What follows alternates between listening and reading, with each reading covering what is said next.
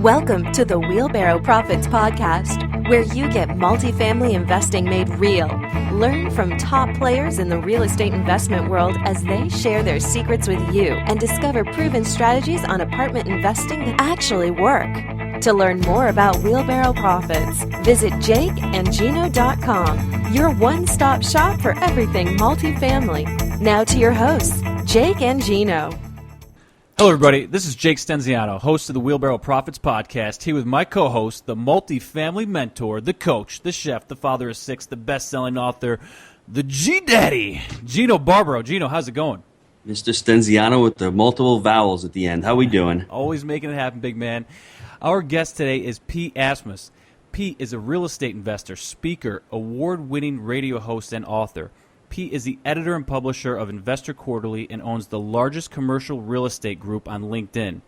Pete's real estate knowledge is extensive, encompassing mobile homes, single-family homes, multi-units, and commercial. But his passion is raising money for projects, getting students to think differently, and taking action. Mr. Make It Happen. Here we go. Woo! So without further ado, Pete, welcome to the show. Come on, let's get this party started. What is up, bring it on. You guys are, and I just wanted you guys to know that everything here. No, man, let's get this thing popping, man. This is about bringing energy and life to everybody, right? And I love the fact that I have never heard somebody was so. I mean, you must have that written down because that was tight on Gino. I mean, what Master of Four? I mean, it was you had everything, all kinds of adjectives. Madman, make it happen, big man. We're doing yeah. it, man. I loved multifamily mentor. I love that. I love the way words sound, right? That just sounds good. It sounds strong. And if you don't have that domain, I would go get that right now because if you don't, I probably will. So it's all about branding, right? I mean, that's what success is really all about. It's all about branding your opportunities. Anyways, I'm sorry, I'll let you talk. You're good, man. Listen, run with it. Hey, listen, let's jump in. Tell us about your background. Tell us how you got into real estate. Tell us what you're doing here, and then we'll get into it. Yeah, man. Well, okay, so my name is Pete Asmus. About 9-10 years ago, my son, who is 14 now, I want to start off with that, this conversation with that, but my son he's 16 now. My son who's 16 now, he was 5 at the time, and I was working for a pool company. I was basically running this entire pool company. I was the president of it. I was taking it across, doing sales and things like that, and I got a call that my son had brain cancer. And I mean, it obviously was a little bit longer of a process. I'm just trying to make this short for radio. But the end of the day, the reality was he had brain cancer.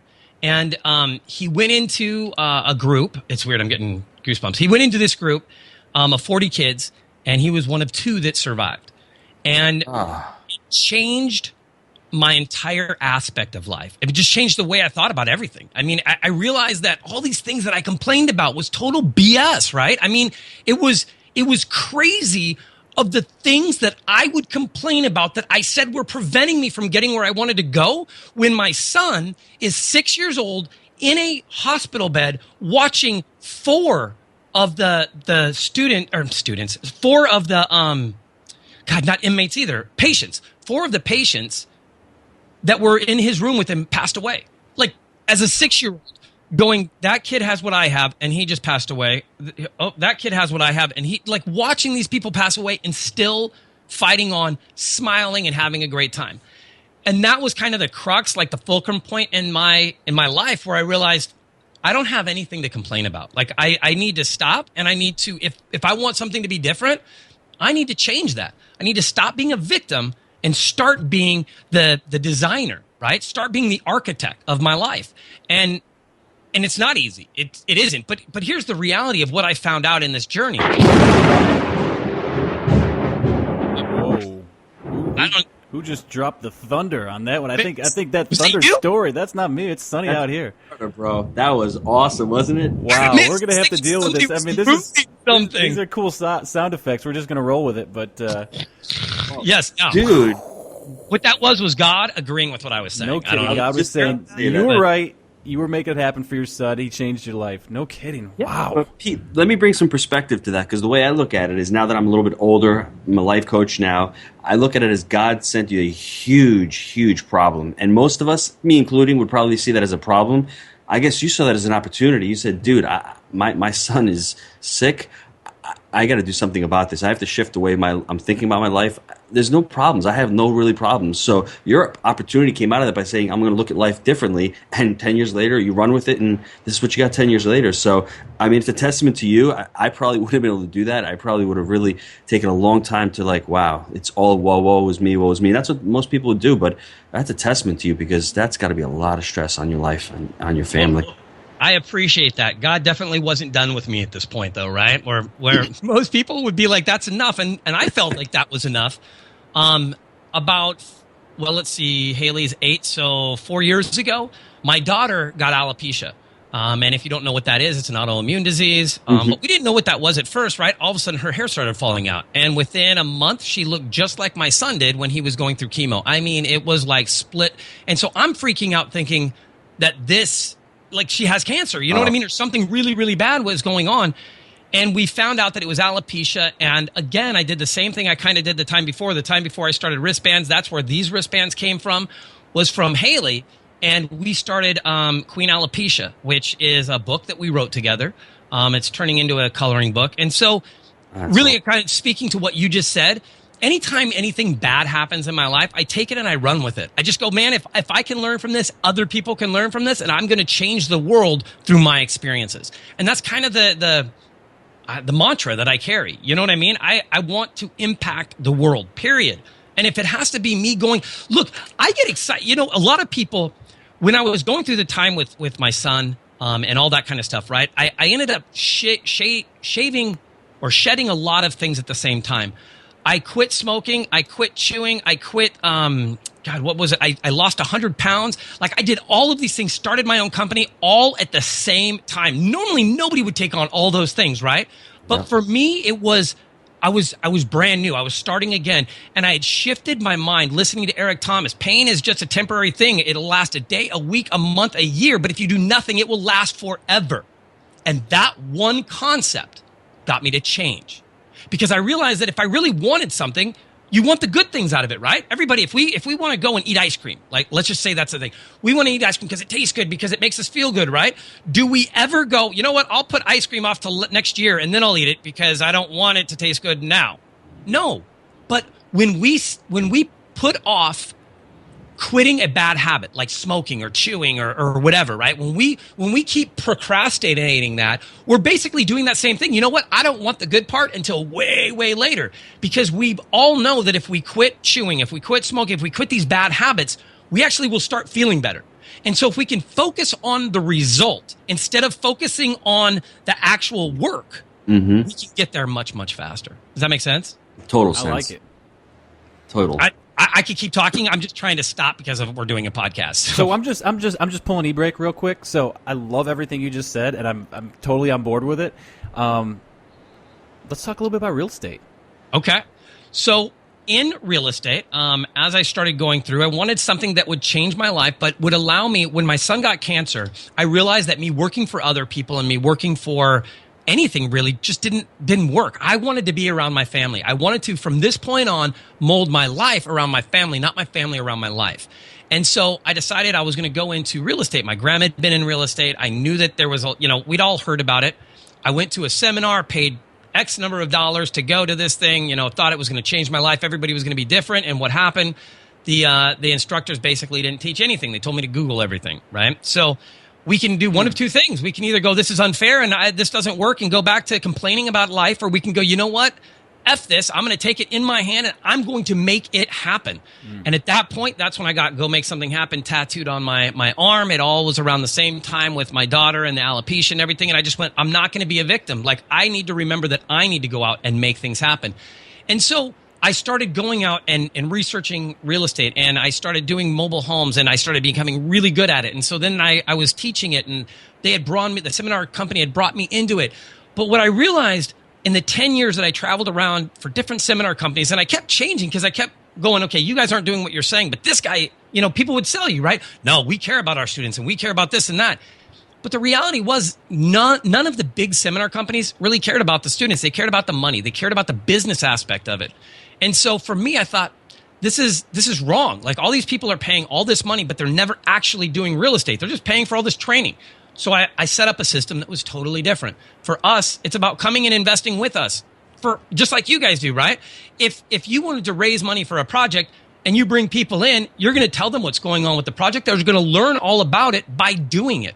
And so we set up our whole entire, like right now we have a workshop, the underwriting workshop, or the private lenders underwriting workshop, right? And it's all about the secret systems and strategies of the top underwriters in the country. Because the one thing that everybody has a problem with in real estate, the biggest problem for everybody is underwriting. Period.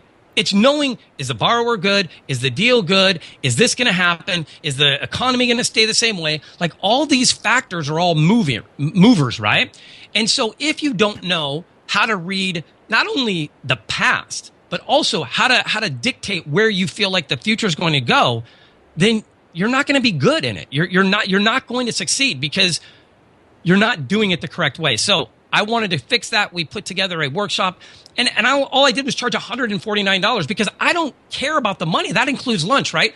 The idea of the whole thing, seriously, the idea was to get people to come out so that when they come out, they saw how educated, how good we were at what we do. They go, you know what? We want to just invest with you. And now they're going to invest with us. But nobody can say yes to a deal unless they understand the deal. So you have to educate them on what you're doing to get them to say, okay, if you wanted to show me an apartment building, I want to get into apartment buildings. Told you I want to get into apartment buildings. If you just sent me an entire file, I'd go, no, I don't know. No, I'd walk away because it's right. This thick, right? I have no clue what I'm looking at. I'm not educated.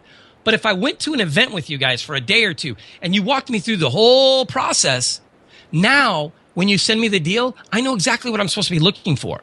Does that make sense? Totally. And so this whole idea is for the whole idea of this workshop was for people that want to deploy money but aren't sure how to deploy money on safe, functional deals, or people that want to raise money. Because there's a lot of people out there that are like, I want to get into real estate, but I have no idea. I don't have the money. How do I raise the money? Well, that's going to be really difficult if you're brand new because nobody wants to lend to a brand new person. So we're going to show them how to structure those deals and how to partner up to be able to get more yeses. Pete, what's your persona? What is the typical person that comes in to these events that you hold? Oh, I thought you meant my persona because I was going to say I'm awesome, I'm incredible, I'm funny, I like long walks on the beach. I don't know where are we going? Gino, man, he could be going with you. I had to tell Gino before this call. Put your shirt on, bro. You know what I mean? So watch out. Yeah, killing me. You know what I love about this? I went to a Brendan Bouchard event, and he said, so many people talk about target audience, right? He goes, look around the room. Does this look like my target audience? He had people from 18 to 80. He had people that women, men, all nationalities. The reality is I guess that was a really good way to word that, the persona, because it's not a typical person. Mm-hmm. It's what that person wants. Mm-hmm. The people that show up to our events are people that want to do better. They want more out of their life. They want to be able to leverage. They want to make as few mistakes as possible, and they're action takers. So is that why you teach them real estate? Because it's probably one of the best vehicles out there to get from point A to point B. Is that why you're focusing on real estate? And it's the fastest way to make large sums of money when you do it right. There's nothing else that I found that you can make 30, 40, 50 grand on a hit. You know what I mean? In 3, 4, 5 months. Yes. So did you get into this deal right before the meltdown, or were you in it already? Yeah. No, right before, man. I was so right on point there. I went in and just lost everything. It was awesome, man. I'm doing the numbers in my head. I'm like 27, 07, 08. Yeah, perfect timing, bro. So how has your investment strategy changed over these last 10 years? Have you seen the market? Everyone's talking about compressing cap rates and this and that. The buyers were back in 09, 2010. People can say, yeah, that was a time to buy. Everyone was scared out of their minds. Nobody was lending money. So, it's so easy to go back and say, this is when you should have bought. The reality is now cap rates are falling. There's harder to come by deals, although you just got to work harder for the deals. How's your investment strategy changed over the course? So in the beginning, I was in mobile homes. I kind of felt like anything was possible and everything was great. Mobile homes have no MLS. They have no way to track anything. And I lost money because I had a contractor bail out. And so I ended up bailing out my investors. I've always been really big about integrity. Mm-hmm. So when this whole deal went sideways, I basically sold everything I had out there, paid for all the investors' rehabs to happen so that they weren't out that money, and then I walked away from the project once everybody was taken care of. And the good part about that is I know exactly how much my name costs because I paid that fee, and you can Google me and you won't find any negative stuff on me because I take care of my investors, right? But it's changed significantly because now the underwriting process for me is so much bigger. Now I lend money out on deals. I don't want to have to go and find all the deals. I wanted to become the biggest, best magnet I could possibly be. That's why I ended up getting the 5 largest LinkedIn groups, over 400,000 investors I have connected to me. And I wanted that because I wanted to be a great magnet. If you guys have a great deal, if I have a good platform, you can leverage off that and you can throw your deal out onto that. And now I'm providing great value to my base because you guys are amazing investors, right? I'm providing great value to me and to you because we're doing this, we're able to make money, we're able to provide an income, we're able to generate opportunities for everybody, right? And they've always got to be win-win-win. Like everybody's got to win in this scenario. I'm not looking to take advantage of anybody. I don't need to. I mean, I haven't yet, and I don't intend on starting now. You know what I mean? You've got a lot of moving parts. I mean, how have you built your teams with this growth over the last 10 years? The teams, that's probably one of the biggest challenges you'll ever have. Because as a contractor, I know that, or not as a contractor, but working with so many, contractors have 3 phases, right? They're brand new and they're working and willing to go. They've got money and they're still kind of contacting you, and then they're just completely gone and you have no more contact with them and you can't get a hold of them. So for me, it's always been about really finding, here's the biggest key. The best way to get the best partners is to find somebody with a reputation to lose. I promise you, they're the best ones. Because for me, right, I leverage off of my reputation. I'm not going to go around shooting people in the foot and screwing them over because the landslide of negativity that would come my way would be insane. And that's my whole platform. So I realized that if I found people with reputations, they care about that reputation. If they spent 10 years building that reputation, they're not going to blow it up in one day. Does that make sense? Makes total sense. That's what you want. I was having lunch with an engineer yesterday, actually, and he was doing subcontract work for Chevy. And Brad Pitt, this was years ago, he was telling me, Brad Pitt bought a Suburban or something, right?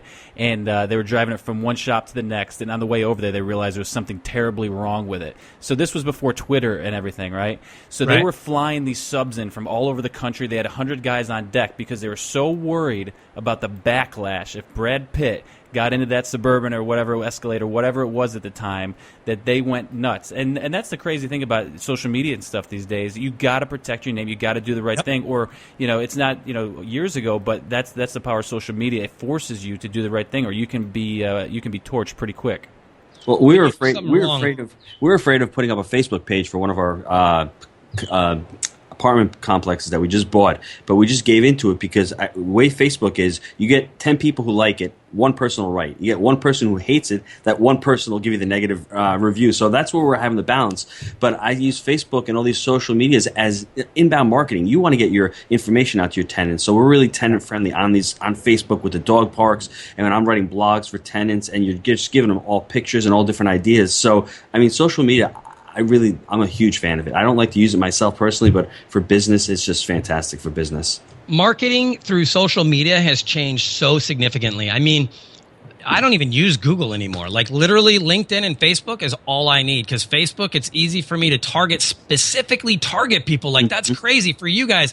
If you owned an apartment building in Jacksonville, Florida, right, on Main Street and 2nd, you could literally do an ad campaign for 1.5 miles around that target point, and anybody that's there, you're going to just hammer those people for, hey, special, move-in special, all these things, right? Maybe you take it out 5 miles or whatever, but you can specifically target it. You could target it for only single people. You could target it for only single mothers, only single fathers. It's so crazy how specific you can get. And something else that you may not know, which is awesome, you can target it based on somebody that likes somebody else. So let's say you wanted to build out your platform, right? You guys are going to be doing an event coming up in the next year or whatever, right? So let's say you wanted to fill that event. Well, what kind of people would want to go to your event? It's easy. The kind of people that want to go to your event are the same people that want to go to Brad Schirmach's event, are the same people that want to go to Armando Monalongo's event. So all you do is you target people that like them, and you market to them. And now you already know that you're right in the wheelhouse with the people you want, right? You are in the house. So now you just have to make sure that your content is good enough to pull them through the door. Wow, that's really cool. Right? Any other real estate, Jake, investing questions? I got just one more. What's your favorite or best tip to the listener in terms of real estate? My best tip is pretty much this: that your life is your life, and you can make it however you want it. You can paint it with whatever brush you want. You just have to keep looking at it. So if you don't like the way that it looks, grab some paint and grab a brush and paint something new. You can do it whenever you want. You just can't do it from a victim mentality. You have to do it from a power mentality. So my favorite thing to tell people is this: accept everything that happens to you and accept the fact that you could have changed it. Even if you can't. People go, hey, there's no way I could have told that person not to yell at me or put me in that bad mood. You're right, you couldn't have. But in the future, what could you do to make something different? If you can learn from every experience and go, you know what, from now on, I'm not going to go around that person. From now on, I'm not going to drive on that street at this time around this day because the kids are whatever it is. But when you take responsibility for it, whether it's your fault or not, you actually have the power to change it. No, that's the key, is taking the responsibility for it, because even if something does happen to you, right, you still have the ability to not let it negatively affect your mind. It's crazy, guys. You're talking life coaching, guys. It's all right, man. Here, this is part of investing, though, right? Because 80% mental is 20% mechanical. That's all it is. So if you can get the mental going, that's what Tony Robbins says. You get the mental going, you get it going, you make it happen. That's what you need. You have to be bought in. I mean, I love T. Harv Eker too, the financial blueprint. Yeah. It's all about your thermostat. If your thermostat's set to 7 million, you're going to make 7 million. If it's set to 700, you're going to make 700. So that's how I look at it. Have you guys seen or listened to The One Thing by Gary Keller? I promise you, get the audio version of it. Here's how you can get the audio version for free. Go onto Amazon and go to download the audio version. If you haven't done that at all yet, you get like 3 credits and you can download 3 different books. So I downloaded The One Thing, which has significantly impacted my life starting this week. Like, I just listened to it, but it's so amazing because his whole thing is, it's simplified down to this one clear statement. What's the one thing that you can do right now that will impact your future to make the things that you need to do either unnecessary or easier, right? So what can you do right now that will make everything else easier or unnecessary?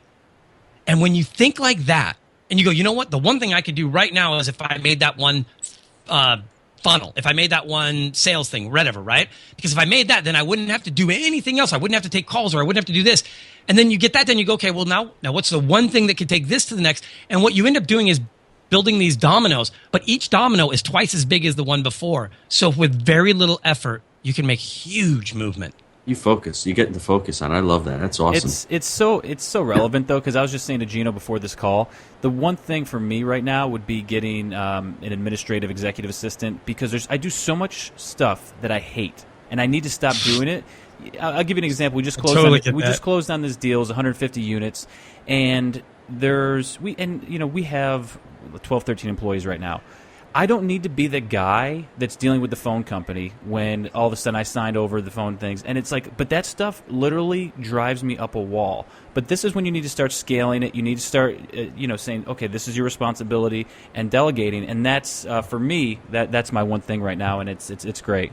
Jake is not the bookkeeper. Let's leave it at that, bro. Well, I can do it, but I suck at it, and I hate it. And then you need to know how to do everything so that you can delegate it, right? Yep. Because if you don't know how it works, you don't know how long it takes, you don't know what needs to happen, right. You can't verify information that they do. It's the same thing with these funnels, man. It's the same thing with reading contracts. Holy crap, I hate doing that. I can't even tell you how much I hate doing that stuff.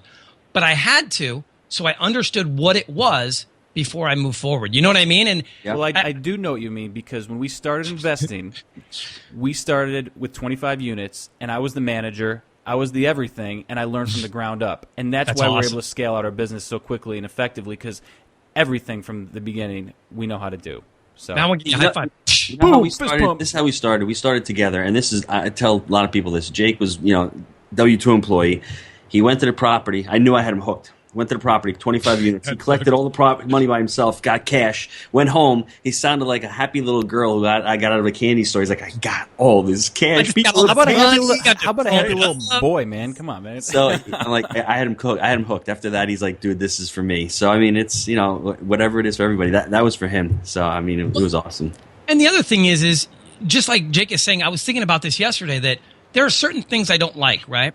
Now, when I really went out on my own, I had to change that mindset, and I had to stop saying I don't like doing something, because if you say that, you're literally not going. It's gonna be a big pain in the ass to keep going, right? So I had to stop and literally go, no, that's not true. I love doing this. I'm gonna find something about this that I like. I'm gonna find something, right? And I would literally look down and try and find something that I liked, and once I found it, I would focus on it, and then I would just get that shit done. That's the thing. You got to line it up, get it done first, and move on. Yeah. Eat that frog, bro.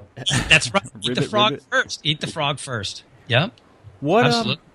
What's your best habit for success? My best habit is every morning I visualize what I want to do. I visualize where I want to go. I will lay in bed for probably 15 to 20 minutes in the morning, just with my eyes closed. My daughter's like right there on my arm, because she's only 3, right? Not 15, but she's right there. And I love this time. And I sit there and I go, what do I need to do today? What do I need to do to get to that next level? And I really focus mentally on where I want to go, even like, right? Vision board. You know what I mean? Mm-hmm. All these things that we need so that, the whole mind. Yeah, exactly. Mm-hmm. I'm making my reality so real that there's nothing left to do but step into it. Get it. That was an awesome quote, man. We'll put that on Instagram for you afterwards. So you've seen the market rebound. You got in right before things tanked. What has been, and obviously you've had an amazing life transformation. So yeah, this question I had in mind was, what was your biggest mistake in business? You can go off on a tangent if there's other things that relate to this, because you've obviously had some life-changing events. If you want to focus on the business, go, or if there's something else that relates to it, hit it. No, I think the biggest problem was partners. I mean, honestly, that was the biggest issue, right? I hear that all the time too, and we're just fortunate. Like we struck gold on the first one, but carry on. Well, not even just maybe necessarily partners. Like I not necessarily like I was in an actual company with them, but partnering up with people and learning that other people's definition of work and effective work is definitely way different than mine, right? Yes. The other thing that Gary Keller talked about in this book was, successful people, they don't have a real time management system. And I don't remember exactly how he worded this, but this is what he meant. And I realized, man, that's me. A successful person will do a job until it's done. They don't punch into a clock. It's not 5 o'clock and they go, okay, well, I'll fix this tomorrow. And they walk out of here, right? I was up till 4:30 in the morning building out a campaign, because it needed to be done for me to send out the marketing piece that I had for the next day. 4:30 in the morning. I don't know anybody else that would do that. When I started with my webinars, I did a webinar. It didn't record. I freaked out because I told everybody they were going to get it. There were 4 people on the webinar at the time. I did an hour-and-a-half webinar, stopped it. It didn't record. I redid it again that night and then listened to it all the way through to make sure. Didn't go to bed till like 2 o'clock in the morning to verify that the work was right. I don't know anybody. I know that I need to work with entrepreneurs, people that are driven to succeed and are willing to do whatever it takes to go make something happen.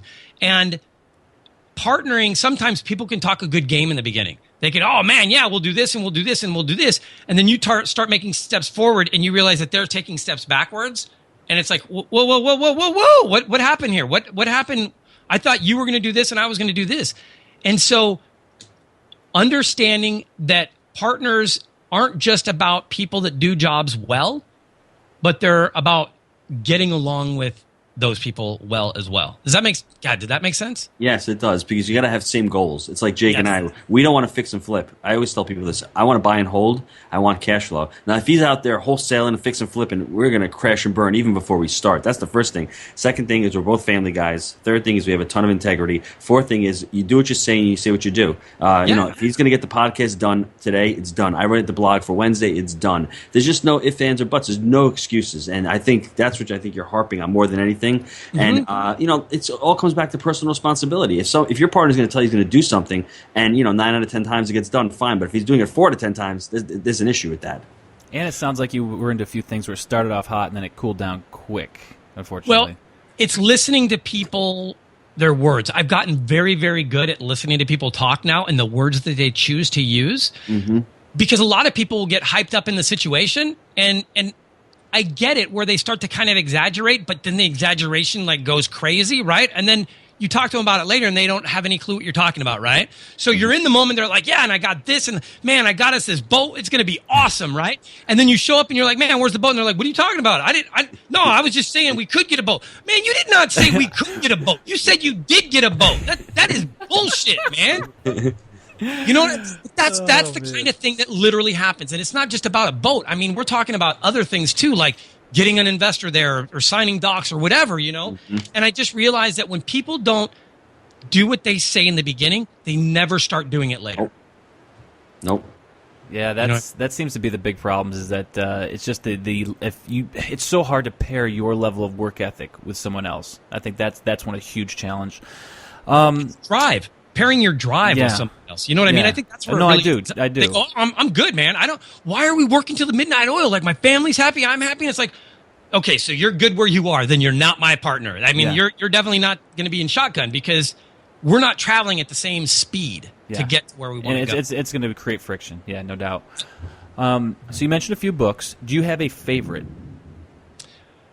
How to Never Eat Alone by Keith Ferrazzi is a fantastic book. That's the one that got me to wanting to build platforms, because he talked about the fact that, anyways, read it. It's a great, great book. Or audio version it, because that's what I do. Have you read that? What was How the name to of Never Eat Alone. How to Never Eat Alone by Keith Ferrazzi. This is the first time on the show that someone's thrown a book out that Gino hasn't read, because he's read just about every book in the entire world. I'm Italian. I can never eat alone, so I can't read that book. You know what I'm saying? Yeah. I don't even get this. I don't get what is it talking about. Is this a thing? Who eats alone, huh? Come on. Somebody's got to make the food, right? That's right, bro. Get out of here, man. I got 15 cousins and 25 sisters. We're all good. Okay. So that must be it, right? Because I have 5 children. You have 6. So you're either Catholic or Mormon. And since you're Italian, you're probably Catholic, right? Is that how that goes? I'm Catholic, yes. Yeah, I'm the Catholic. I always tell people I'm just trying to be Mormon by affiliation, man. You know what I mean? If I have enough kids, like, we can work this out. You're gonna let me in the door, right? Yeah. Well, I have a lot of friends that are religious, and I mean, I'm religious as well. I go to church every Saturday night. Actually, we go on Saturday nights instead of Sunday mornings. Not because we're Seventh-day Adventists, but because, man, Saturday night is so much easier with kids than Sunday morning. Have you tried to get 5 kids like ready to go at 8? Oh man, it's a nightmare. So we go in the afternoon. We absolutely love it. I think that that believing in something bigger than yourself is essential. I think that, look, we're human. And we're going to have feelings, and we're going to get upset, and we're going to get angry, and we're going to make mistakes. But if we can have something that helps us focus to pull us back into the lane we're supposed to be driving in all the time, that's a good thing. You know what I mean? Pete, I'll throw another one out at you. I don't think I told you this. I don't think I ever told any of the listeners this. I homeschool the kids. So there's 6 of us. The wife homeschools the kids.